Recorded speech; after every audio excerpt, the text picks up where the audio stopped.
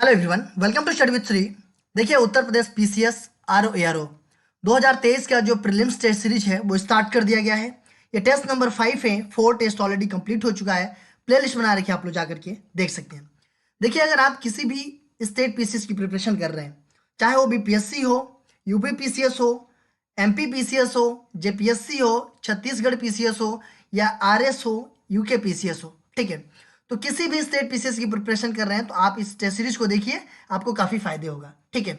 या फिर किसी वनडे एग्जाम की प्रिपरेशन कर रहे हैं तो आप इस टेस्ट सीरीज को देखिए, आपको भी फायदा होगा, ठीक है। मतलब कि सभी प्रतियोगिता परीक्षाओं के लिए ये महत्वपूर्ण है। तो स्टार्ट करते हैं। फर्स्ट क्वेश्चन है, उज्ज्वला 2.0 के संबंध में निम्नलिखित कथनों को पढ़कर कूट के अनुसार सही उत्तर का चयन कीजिए। प्रधानमंत्री नरेंद्र मोदी द्वारा इस योजना के दूसरे चरण का शुभारंभ किया गया। इसके पहले चरण की शुरुआत मई 2016 में की गई थी। बात की जा रही है उज्ज्वला 2.0 की, ठीक है।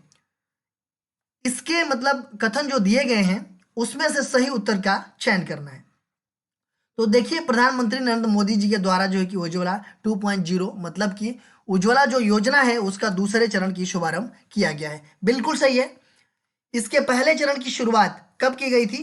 तो इसके पहले चरण की शुरुआत की गई थी 1 मई 2016 को, ठीक है। मई 2016 में हुई थी, तो ये भी आपका सही है। देखिए, इसका क्या पर्पज क्या है? जो प्रधानमंत्री उज्ज्वला योजना है, ये जो है कि इसका पर्पज क्या है? तो भारत में गरीब परिवार की महिलाएं जो हैं, जो लोग मतलब बीपीएल परिवार से हैं, उनको जो है कि फ्री गैस कनेक्शन प्रोवाइड कराता है ये, ठीक है। जो ये उज्ज्वला योजना है, उनको जो है कि जो बीपीएल परिवार के लोग हैं उनको फ्री गैस कनेक्शन देने की ये योजना है, ठीक है। और इस योजना की शुरुआत जो है कि 1 मई 2016 में कहाँ से? तो ये बलिया से जो है कि प्रधानमंत्री मोदी जी के द्वारा किया गया था, ठीक है। तो ये पहला भी सही है और दूसरा भी सही है। तो इसका मतलब कि ये सी ऑप्शन आपका हो जाएगा। 1 और 2 दोनों सही है। निम्नलिखित में से कौन काशी के विद्वानों की सहायता से दारा सिकोह द्वारा तैयार किए गए उपनिषदों के अनुवाद की प्रस्तुति है? मज्म उल बहरीन, बहर उल हयात, किताब उल हिंद, सिरर ए अकबर। क्वेश्चन पूछा जा रहा है कि निम्नलिखित में से कौन काशी के विद्वानों की सहायता से दारा सिकोह द्वारा तैयार किया गया उपनिषदों के अनुवाद की प्रस्तुति है? तो कौन से है? तो ये है आपका सिरर ए अकबर। देखिए, सिरर ए अकबर ये जो मुगल शहजादा था दारा सिकोह, इसने काशी के विद्वानों की सहायता से जो है कि 52 मतलब 52 उपनिषद का फारसी में अनुवाद कराया, जिसे हम सिरर ए अकबर के नाम से जानते हैं। तो ये हो जाएगा आपका डी ऑप्शन। पठान एवं उनकी स्थिति का गलत युग्म बताइए। तासीली पठार अल्जीरिया में, बोरगा पठार ब्राजील में, बाई का पठार नाइजीरिया में और चियापास पठार दक्षिणी मैक्सिको में। देखिए, कुछ पठार का नाम दिया गया और उनकी कहाँ पे स्थिति है, इसमें से आपको गलत युग्म बताना है, ठीक है। तो देखिए, तासीली पठार कहाँ पे है? अल्जीरिया में है। बोरगा पठार ये कहाँ है? तो ये ब्राज़ील में है। बाई का पठार ये कहाँ पे है? तो ये नाइजीरिया में नहीं है, ये है कहाँ? तो ये अंगोला में है। बाई का जो पठार है ये जो है कि कहाँ पे है? तो ये अंगोला में है। देखिए, चिया पास का पठार कहाँ है? ये दक्षिणी मैक्सिको में है, तो ये भी सही है। लेकिन गलत युग्म पूछा जा रहा है, तो गलत युग्म कौन सा है? ये सी ऑप्शन। उत्तर प्रदेश के प्रमुख पत्र एवं उनके संपादक का गलत युग्म बताइए। बनारस अखबार गोविंद रघुनाथ भत्ते थत्ते सॉरी, बुद्धि प्रकाश मुंशी सदा सुखलाल, सर्वहित कारक शिव नारायण, कवि वचन सुधा हजारी प्रसाद द्विवेदी। देखिए, उत्तर प्रदेश के प्रमुख पत्र और उनके जो संपादक हैं, इनमें जो है कि आपको क्या गलत युग्म बताना है, ठीक है। देखिए, बनारस अखबार इसके संपादक कौन थे? तो गोविंद रघुनाथ थत्ते थे, सही है। बुद्धि प्रकाश के मुंशी सदा सुखलाल थे इसके संपादक। सर्वहितकारक के शिव नारायण थे। और कवि बचन सुधा की अगर हम बात करें तो कवि बचन सुधा की ये जो है कि हजारी प्रसाद द्विवेदी नहीं थे। ये कौन थे? तो ये जो है कि आपके भारतेंदु हरिश्चंद्र जी थे। देखिए, कवि बचन सुधा ये जो है कि 15 अगस्त 1867 15 अगस्त 1867 ईस्वी को भारतेंदु हरिश्चंद्र ने काशी से कवि वचन सुधा नामक मासिक पत्रिका का ये आरंभ किया था। तो ये जो है कि आपका गलत युग्म डी ऑप्शन है। राजा चेलाया समिति का संबंध किससे है? राजकोषीय नीति से, बैंकिंग सुधार से, कर सुधार से, मौद्रिक नीति से। राजा चेलाया समिति का संबंध किससे है? तो इनका संबंध जो है कि कर सुधार से है। सी ऑप्शन आपका सही है। देखिए, भारत सरकार ने भारतीय कर प्रणाली में सुधार के लिए जो है कि चेलाया समिति का गठन किया गया था, और ये समिति जो है ना, अपनी जो फाइनल रिपोर्ट थी, मतलब अंतिम रिपोर्ट थी, वो 1993 में जो है कि सबमिट करी थी। तो ये हो जाएगा आपका सी ऑप्शन। जनगणना 2011 के अनुसार भारत में सर्वाधिक अनुसूचित जनजाति वाला प्रदेश कौन सा है? मध्य प्रदेश, राजस्थान, उत्तर प्रदेश, गुजरात। जनगणना 2011 के अकॉर्डिंग बात की जा रही है कि सर्वाधिक अनुसूचित जनजाति वाला प्रदेश कौन सा है? तो वो है आपका मध्य प्रदेश।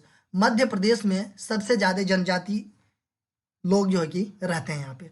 अच्छा, ये बताइए 2011 की जो जनगणना थी, ये कौन सी नंबर की जनगणना थी? ये कमेंट बॉक्स में आप लोग मुझे बताइएगा। सूची फर्स्ट को सूची सेकंड से सुमेलित कीजिए तथा सूचियों के नीचे दिए गए कोड का उपयोग करके सही उत्तर कर चयन कीजिए। सूची फर्स्ट में घाटी का नाम दिया गया है और सूची सेकंड में उसकी अवस्थिति दी गई है। इसको मिलाना है। शांत घाटी, शांत घाटी कहाँ पे है? तो शांत घाटी है आपका केरल में। युथांग घाटी ये कहाँ पे है? तो ये है आपका सिक्किम में। अराकू घाटी ये कहाँ पे है?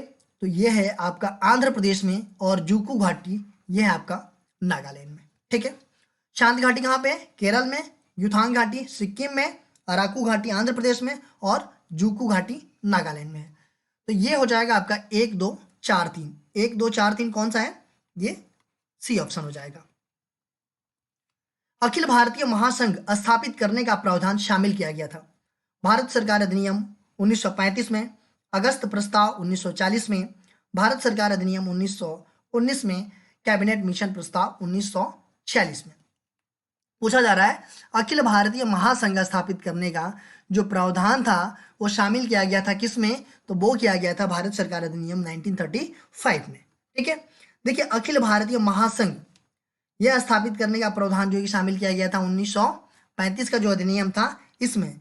देखिए, इस संघ का निर्माण जो है ना, ब्रिटिश भारत के प्रांतों, चीफ कमिश्नर प्रांतों और जो देसी रियासतें थी इसको मिलकर के होना था। ठीक है, लेकिन यह व्यवस्था जो है कि लागू नहीं की जा सकी कुछ कारणों बस। ठीक है, तो ये हो जाएगा आपका ए ऑप्शन। सूची फर्स्ट को सूची सेकंड से सुमेलित कीजिए तथा सूचियों के नीचे दिए गए कोड का प्रयोग करके सही उत्तर का चयन कीजिए। देखिए, कुछ पुस्तक का नाम दिया गया है और लेखक का नाम दिया गया है। बात की जा रही है ताज उल मासिर की। ताज उल मासिर जो पुस्तक है इसके लेखक कौन है? तो इसके लेखक हैं हसन निजामी। तारीख ए यामिनी इसके लेखक कौन है? इसके लेखक जो है कि उतबी हैं। और तारीख ए मुबारक शाही इसके लेखक कौन है?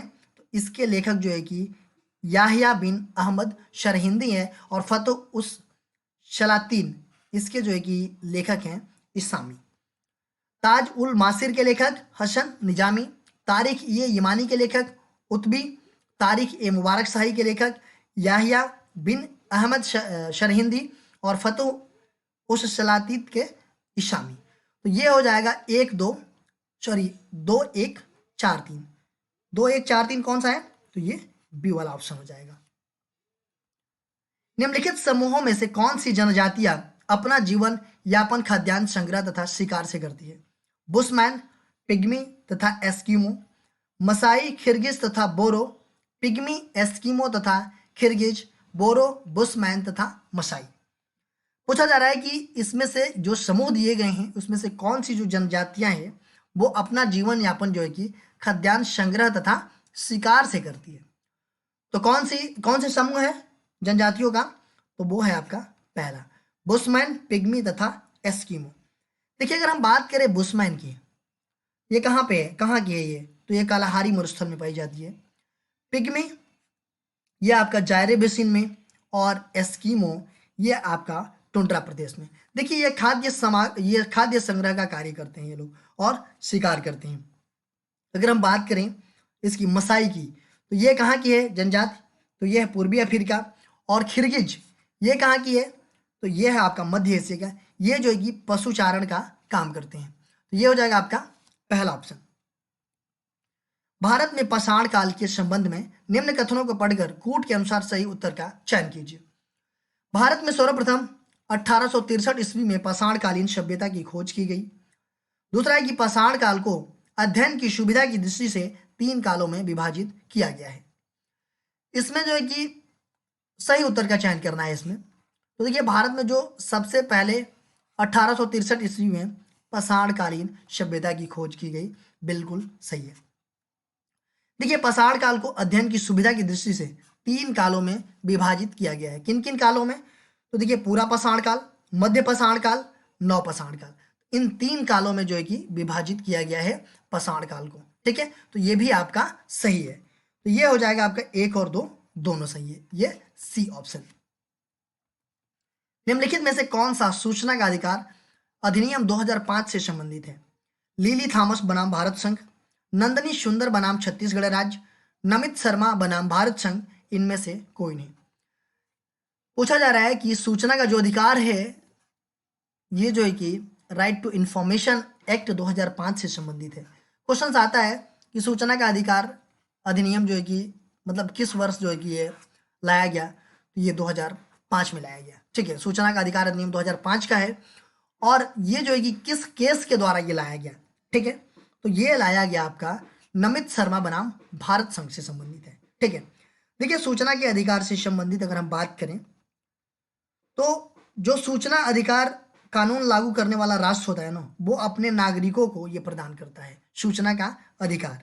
कौन करता है, तो जो सूचना अधिकार कानून लागू करने वाला जो राष्ट्र होता है वही जो है कि अपने नागरिकों को ये प्रदान करता है सूचना का अधिकार। देखिए सूचना का अधिकार के द्वारा क्या होता है कि राष्ट्र जो है कि अपने नागरिकों को अपने कार्य एवं शासन प्रणाली को सार्वजनिक करता है। ठीक है, सूचना के अधिकार से अगर आपको भी किसी भी चीज के लिए इंफॉर्मेशन चाहिए तो आप आरटीआई डालिए, आपको सूचना मिल जाएगा। ठीक है, तो ये है आपका सी ऑप्शन। निम्न कथनों पर विचार कीजिए। पौधों की वृद्धि के लिए उत्तरदायी उत्तक विभज्योतक होता है। दूसरा है कि प्रकाशिकीय अभिक्रिया में प्रकाश की आवश्यकता नहीं होती है। उपयुक्त कथनों में कौन से कथन सही है? देखिए पौधे की वृद्धि के लिए उत्तरदायी उत्तक विभज्योतक होता है, बिल्कुल सही है कि पौधों की वृद्धि के लिए उत्तरदायी जो उत्तक होता है वो जो है कि विभज्योतक होता है। तो पहला आपका क्या है, सही है। दूसरा है कि प्रकाशीय अभिक्रिया में प्रकाश की आवश्यकता नहीं होती है। देखिए ऐसा नहीं है, प्रकाशीय अभिक्रिया में प्रकाश की आवश्यकता होती है। ठीक है, नहीं होती है मतलब ये गलत है। जो प्रकाशीय अभिक्रिया जो होती है उसमें प्रकाश की बिल्कुल आवश्यकता होती है। ठीक है, क्योंकि देखिए प्रकाशीय अभिक्रिया जो होती है ना प्रकाश की उपस्थिति में ही होती है। ठीक है, इसमें जो है कि प्रकाशीय ऊर्जा के द्वारा जो है कि जल का क्या होता है, विघटन होता है। और प्रकाशिकीय अभिक्रिया को सामान्यतः क्या कहा जाता है, तो हीम रिएक्शन कहा जाता है, हील रिएक्शन। ठीक है, हील रिएक्शन कहा जाता है। ठीक है, देखिए ये अभिक्रिया जो है ना क्लोरोप्लास्ट के अंदर थैलक्वाइड पर होती है ये। ठीक है, तो ये आपका गलत है और पहला सही है, तो ये हो जाएगा आपका पहला ऑप्शन। असत्य कथन की पहचान कीजिए। समसूत्री विभाजन वृद्धि मरम्मत आदि के लिए आवश्यक होती है। जवानी के लिए एजिंग जीन जिम्मेदार होता है। गलजिकाय का मुख्य कार्य कोशिका द्वारा संश्लेषित प्रोटीन एवं वसा का पैकेजिंग करना है। गलजिकाय को कोशिका के अणुओं का ट्रैफिक कंट्रोलर भी कहा जाता है। इसमें जो है कि आपसे पूछा जा रहा है कि असत्य कथन बताइए। असत्य कथन कौन सा है, देखिए समसूत्री विभाजन वृद्धि मरम्मत आदि के लिए आवश्यक होता है, बिल्कुल सही है। जवानी के लिए एजिंग जीन जिम्मेदार होता है। देखिए जवानी के लिए एजिंग जीन जिम्मेदार नहीं होता है। ठीक है, जो एजिंग जीन होता है वो जो है कि बुढ़ापे के लिए जिम्मेदार होता है। ठीक है, तो ये आपका गलत है। गलजिकाय का मुख्य कार्य कोशिका द्वारा संश्लेषित प्रोटीन एवं वसा का पैकेजिंग करना होता है, ये भी आपका सही है। और गलजिकाय को कोशिका के अणुओं का क्या कहा जाता है, ट्रैफिक कंट्रोल कहा जाता है, ये भी आपका सही है। लेकिन यहाँ पूछा जा रहा है कि असत्य कौन सा है, तो असत्य है आपका बी वाला, क्योंकि जो एजिंग जीन होता है वो जवानी के लिए जिम्मेदार नहीं होता है, किसके लिए? वो बुढ़ापे के लिए जिम्मेदार होता है। उत्तर प्रदेश में किसान मित्र योजना शुरू हुआ था 18 जून 2001 को, 18 जून 2002 को, 18 जून 2003 को, 18 जून 2004 को। बात की जा रही है किसान मित्र योजना की। ये उत्तर प्रदेश में कब शुरू किया गया था? तो ये किया गया था 18 जून 2001 को शुरू किया गया था। और इसका पर्पज क्या था? तो इसका पर्पज ये था कि प्रदेश में किसानों को सभी तरह की जानकारी उपलब्ध कराने के लिए एक किसान मित्र नियुक्त किया जाना था। ठीक है, इसका मेन पर्पज ये था। तो ये हो जाएगा आपका A option. National aeronautics and space administration, NASA का मुख्यालय कहाँ अवस्थित है? पेरिस में, बर्लिन में, वाशिंगटन डीसी में, हैदराबाद में। देखिए कभी कभी तो ऐसे ही आ जाता है कि नासा का फुल फॉर्म क्या होता है। ठीक है, तो national aeronautics and space administration होता है। और इसका मुख्यालय कहाँ पे है? इसका मुख्यालय जो है कि वाशिंगटन डीसी में है। देखिए इसकी स्थापना कब किया गया था? तो जुलाई 1958 में इसकी स्थापना किया गया था। ठीक है, और बात करें हम इनका पर्पज क्या है, तो देखिए ये संयुक्त राज्य अमेरिका सरकार की एक शाखा है। और ये जिम्मेदार है किन चीज़ों के लिए? कि देश के सार्वजनिक अंतरिक्ष कार्यक्रम, एरोनॉटिक्स और एरोस्पेस के लिए ये जिम्मेदार है एजेंसी नासा। ठीक है, तो ये है आपका वाशिंगटन डीसी में। इटाई इटाई रोग किसके दीर्घकालीन विषाक्तन से होता है? पारद, निकिल, कैडमियम, सीसा। इटाई इटाई रोग जो है वो किसके दीर्घकालीन विषाक्तन से होता है? तो ये होता है आपका किससे? तो ये होता है आपका कैडमियम से। सी ऑप्शन आपका सही है, इटाई इटाई रोग। देखिए सबसे पहले ये रोग कहाँ पे हुआ था? जापान के टोयामा में हुआ था। जापान के टोयामा में ये रोग जो है कि सबसे पहले हुआ था, इटाई इटाई। ठीक है, वहाँ देखा गया था।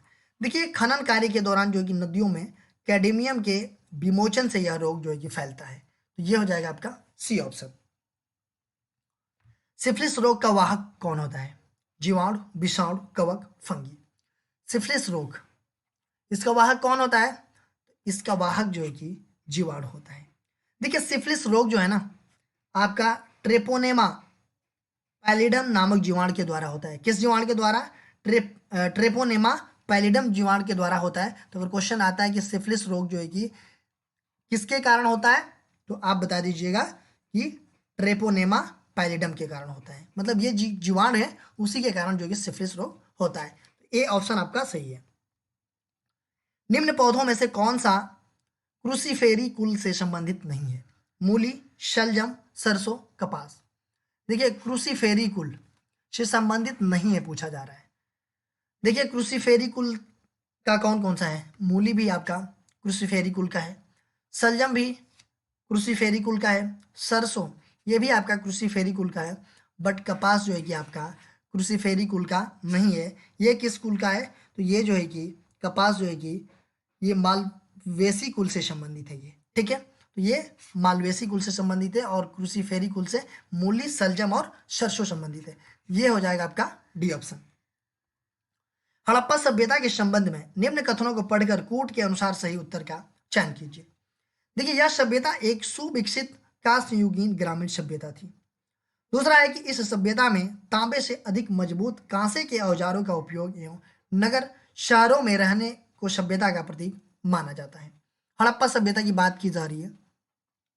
देखिए जो हड़प्पा सभ्यता थी, ठीक है, यह सभ्यता एक सुविकसित कांस्ययुगीन, ये ग्रामीण सभ्यता नहीं थी। ये जो है कि आपका नगरीय सभ्यता थी। ठीक है, ग्रामीण सभ्यता नहीं थी, ये नगरीय सभ्यता थी। तो ये पहला क्या है? ये पहला गलत है। इस सभ्यता में तांबे से अधिक मजबूत कांसे के औजार का उपयोग एवं नगर शहरों में रहने को सभ्यता का प्रतीक माना जाता था। बिल्कुल सही है। यह सभ्यता क्या थी? नगरीय थी, ग्रामीण नहीं थी। इसलिए ये ऊपर वाला गलत है और दूसरा वाला सही है। तो इसमें हो जाएगा कौन सा? तो ये बी ऑप्शन पूछा जा रहा है सही उत्तर ना, तो सही उत्तर हो जाएगा आपका दूसरा। देखिए क्वेश्चन पूछा गया था पिछले वीडियो में कि मैं नहीं बल्कि आप किस योजना का आदर्श वाक्य है? राष्ट्रीय सेवा योजना, संपदा योजना, दीनदयाल उपाध्याय योजना, कल की योजना। मैं नहीं बल्कि आप, ये किस योजना का आदर्श वाक्य है? ये है आपका राष्ट्रीय सेवा योजना का आदर्श वाक्य। देखिए, राष्ट्रीय सेवा योजना के बारे में अगर हम बात करें तो यह एक केंद्रीय क्षेत्र की योजना है और इसे शैक्षिक समुदाय सेवा के माध्यम से युवा छात्रों को चरित्र विकास के उद्देश्य से जो है कि 1969 में जो है कि इसको शुरू किया गया था। देखिए, इस योजना का जो विचारधारा है ना, वो महात्मा गांधी के आदर्शों से प्रेरित है। राष्ट्रीय सेवा योजना की विचारधारा जो है, ए ऑप्शन आपका सही है। आज का क्वेश्चन देख लेते हैं। निम्नलिखित में से कौन पतन रासायनिक उत्पादनों के निर्यात एवं आयात के प्रमुख केंद्र के रूप में हुआ है? दहेज, कोच्चि, मुंबई, विशाखापट्टनम। तो आप बताइए कि कौन सा वो पतन है जो रासायनिक उत्पादों के निर्यात एवं आयात के प्रमुख केंद्र के रूप में हुआ है? इसका आंसर आप कमेंट बॉक्स में बताइए। इसका आंसर मैं नेक्स्ट वीडियो में आप लोगों को बताऊंगा। देखिए, आप मेरे चैनल को सब्सक्राइब कर लीजिए, बेल आइकन को भी प्रेस कर लीजिए कि जब भी कोई वीडियो आए तो आपको नोटिफिकेशन मिल जाए। श्री जीएस पॉइंट ये मेरा दूसरा चैनल है, आप इसको भी सब्सक्राइब कर लीजिए। स्टडी विद श्री ये पेज है फेसबुक पे, आप पेज को फॉलो कर लीजिए और इंस्टाग्राम पे हमारी आईडी है श्री25 और श्री जीएस पॉइंट दोनों, तो यहाँ भी फॉलो कर लीजिए। और टेलीग्राम का ये लिंक है स्टडी विद श्री, यहाँ भी आप जो है कि ज्वाइन हो जाइए, क्योंकि इन सब सारे जगहों पर स्टडी से रिलेटेड चीज़ें पोस्ट की जाती है जिससे आप लोगों को फायदा पहुँच सकता है। देखिए, इन सब सारों का लिंक जो है कि आपको डिस्क्रिप्शन में मिल जाएगा, वहाँ पे क्लिक करते आप तुरंत यहाँ पे पहुँच जाएंगे। देखिए दोस्तों, वीडियो अच्छी लगती है तो आप लोग लाइक किया कीजिए, अपने दोस्तों में शेयर जरूर कीजिए, एक अच्छा सा कमेंट्स कर दिया कीजिए। अगर वीडियो अच्छी नहीं लगती है तो आप लोग डिसलाइक कर दिया कीजिए और कमेंट बॉक्स में मुझे बताइए कि डिसलाइक क्यों किया। वीडियो देखने के लिए धन्यवाद।